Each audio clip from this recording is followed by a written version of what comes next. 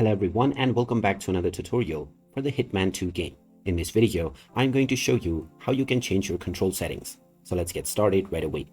First of all, open up the Hitman 2 game on your device, and once you open it up, you will be taken into the home page. From here, in order to change your control settings, just navigate to the options menu at the top section.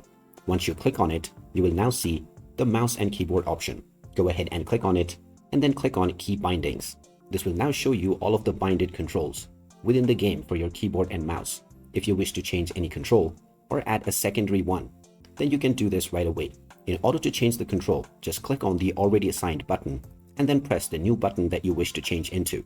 You can also define two different buttons for the same action by clicking on the blank space alongside and then pressing the new button that you wish to assign. After doing this with all of your controls, you can simply go back with the escape button and your settings will be saved right away.